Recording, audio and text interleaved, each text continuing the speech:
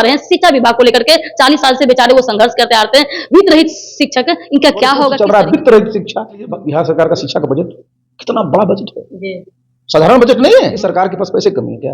नीतीश बाबू जब आए थे तो 23,000 करोड़ का बजट था, अब करीब करीब 3.5 लाख करोड़ का बजट है। क्या फर्क पड़ता है? निर्णय लीजिए कितना होगा, नॉर्मल खत्म होना चाहिए। क्या वित्त रहित होता है?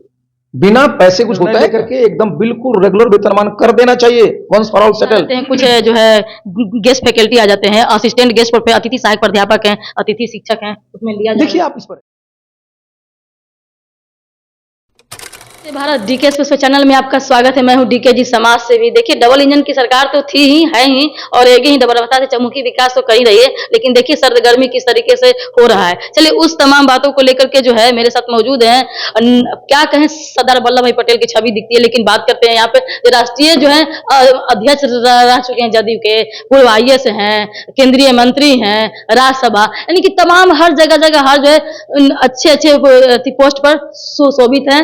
और देखिए जो है राजनीतिक विशेषज्ञ भी कर सकते हैं, लेकिन एक मुद्दे जो आ रहे हैं शिक्षा विभाग को लेकर के 40 साल से बेचारे वो संघर्ष करते आ रहे हैं। वित्त रहित शिक्षक, इनका क्या होगा, किस तरीके से आगे होगा? कमेटी का भी गठन हुआ था, लेकिन अब सरकार इधर से उधर हो रही है, CM चेंज होने वाले हैं। इन तमाम बातों को लेकर के क्या कुछ इनका जो है ओपिनियन रहता है, क्या कहिएगा सर? देखिए, एक तो ये बड़ा मिसनॉमर एक शब्द है अंग्रेजी में, वित्त रहित क्या होता है भाई? आप जरा समझिए, कोई शिक्षक तो अध्यापन का काम करेंगे, मुफ्त में करेंगे भाई। आप तो यहाँ रोज जब लोग काम करते हैं, माने जो साधारण मजदूरी भी करते हैं, तो रोज उनको आप 500 रुपये 600 रुपये देते हैं।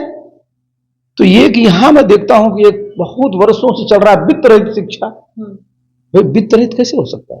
भाई वित्त रहित का मतलब ये था कि भाई जो इंस्टीट्यूशंस बने थे वो सेल्फ सस्टेनिंग हो, उनके पास इतने आय के स्रोत हों कि जो शिक्षक हैं उनको सम्मानजनक तरीके से उनको वेतनमान मिल सके, और सरकार को कुछ ना देना पड़े। सरकार से फिर उनको एक मान्यता देगी, सरकार विद्यार्थियों की परीक्षा कराएगी।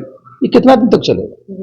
तो जब भी अगर आपको देखिए, आज आप क्या है, हर एक पंचायत में नीतीश बाबू ने प्लस मुझे हाई स्कूल की स्थापना किया है, हर एक पंचायत में है। कॉलेजेस की भी वही स्थिति है। इसके बाद आज भी अगर बहुत सारे हमारे कॉलेजेस हैं जहां हमारे बच्चे बच्चियां पढ़ती हैं, और वहां जो उनके अध्यापक हैं उनको कोई पैसा अगर नहीं मिलता है तो क्या पढ़ाएंगे वो?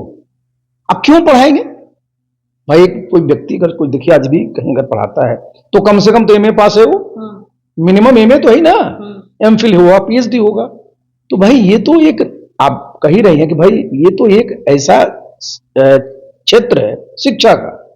आप देख लीजिए बिहार सरकार का शिक्षा का बजट कितना बड़ा बजट है, साधारण बजट नहीं है।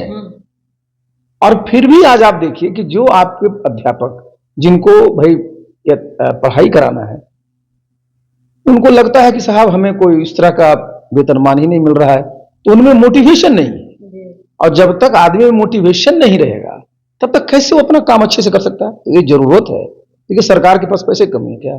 नीतीश बाबू जब आए थे तो 23,000 करोड़ का बजट था, अब करीब करीब 3.5 लाख करोड़ का बजट है। क्या फर्क पड़ता है? निर्णय लीजिए कितना होगा, 200 करोड़ 300 करोड़ 400 करोड़ 500 करोड़ का बजट होता है। लेकिन इतना बड़ा हमारा क्षेत्र है, हमारा इतना बड़ा सेक्टर है, शिक्षा सबसे हमारा इंपॉर्टेंट है। आखिर हमारी सबसे बड़ी हमारा सबसे बड़ा कैपिटल क्या है? हमारा ह्यूमन रिसोर्स है। और ह्यूमन रिसोर्स को जब तक आप शिक्षित नहीं करिएगा, प्रशिक्षित नहीं करिएगा, उसको स्किल नहीं दीजिएगा, तो उसकी उपयोगिता क्या है? तो इसमें जितना ज्यादा खर्च हो सके वो करना चाहिए। और जो भी हमारे इससे जुड़े हुए अध्यापक हैं, शिक्षक हैं, उनको कहीं से भी इस प्रकार का एहसास मन में नहीं होना चाहिए कि भाई मुझे जिस प्रकार का सम्मान मिलना चाहिए, और सम्मान उनका वेतनमान की बात होती है, वो करना चाहिए। जैसा देखा जाता है कि बच्चों जो पढ़ते हैं तो 100 में से 60 जो बच्चे होते हैं वो जो वित्त रहित के ही मतलब महाविद्यालय से निकलते हैं। वही तो मैं बता रहा हूँ। देखिए आप इस पर आइए ना भाई, जो प्रीमियर इंस्टीट्यूशन तो कम है ना, कितने IITs हैं, कितने IIMs हैं, कितने और भी NITs हैं, बहुत कम है। हमको अगर अपने बच्चों को, आप क्या होता है हायर एजुकेशन में ग्रॉस इनरोलमेंट रेशियो बिहार में बहुत कम है, आप उसको बढ़ाना चाहते हैं तो बढ़ेगा कैसे? बच्चे जब कॉलेज हैं वहां पढ़ने जाएंगे तो पढ़ाने वाले पद प्राध्यापक चाहिए, और प्राध्यापक का मोटिवेशन क्या होगा जब उसको कुछ सैलरी नहीं मिलेगी? वित्त रहित। तो सबसे पहले तो मिसनॉमर खत्म होना चाहिए। क्या वित्त रहित होता है? बिना पैसे कुछ होता है क्या? और वो एक पढ़ा लिखा एक इंसान है साहब, वर्षों से अगर अपनी सेवा दे रहा है, और उसको अगर एक सम्मानजनक वेतनमान नहीं मिल रहा है तो अच्छी बात नहीं है। उसको एक बार बता ही नहीं, कमेटी बना निर्णय लेकर के एकदम बिल्कुल रेगुलर वेतनमान कर देना चाहिए, वंस फॉर ऑल सेटल्ड। तो उसमें भी आ जाते हैं कुछ जो है गेस्ट फैकल्टी आ जाते हैं, असिस्टेंट गेस्ट प्रोफेसर, अतिथि सहायक प्राध्यापक हैं, अतिथि शिक्षक हैं, उसमें लिया जाए। देखिए आप इस पर आइए भाई, यहाँ पर तो क्वांटिटी की बात तो हो गई कि हर एक पंचायत में खोल दिया कॉलेजेस को, अब क्वालिटी पर आइए। तो क्वालिटी पर देखना पड़ेगा। हाँ, ये जरूर ध्यान में रखिए कि जितने भी संस्थान हैं, शिक्षण संस्थान हैं, तो हमारे शिक्षक हैं, तो उसमें देखिएगा कि भाई उसमें आरक्षण फॉलो हुआ है। तो जो अपना आरक्षण नीति है ना कि भाई हमारे एससी के हैं, एसटी के हैं, ईबीसी के हैं, ओबीसी के हैं, ईडब्ल्यूएस के, सब होने चाहिए। वो दिखना जरूर चाहिए कि पता चला किसी इंस्टीट्यूशन में है ही नहीं। लेकिन जो हमारा इतना कहना है कि उस चीज को भी देख लीजिए, और जितने भी इसमें लगे हुए हैं, अपनी सेवा वर्षों से दे रहे हैं, उनके साथ अन्याय बंद होना चाहिए। चलिए, तो वो गेस्ट प्रोफेसर का भी चलो वही हाल है। गेस्ट प्रोफेसर जो है यूनिवर्सिटी हो, पटना यूनिवर्सिटी का भी स्थिति को देख ही रहे तो हैं। देखिए काहे, अच्छा बताइए गेस्ट क्यों लाना पड़ता है? जो आपको रेगुलर नहीं तब ना गेस्ट ला रहे हैं। जी। तो आप रेगुलर एडहॉक कितना दिन एडहॉक चलाइएगा? मुकम्मल व्यवस्था होनी चाहिए, जिन जिन सब्जेक्ट्स की पढ़ाई होनी चाहिए उनके अध्यापक होने चाहिए, प्रॉपर उसका व्यवस्था होना चाहिए। ये गेस्ट क्या होता है? बहुत बहुत सर धन्यवाद।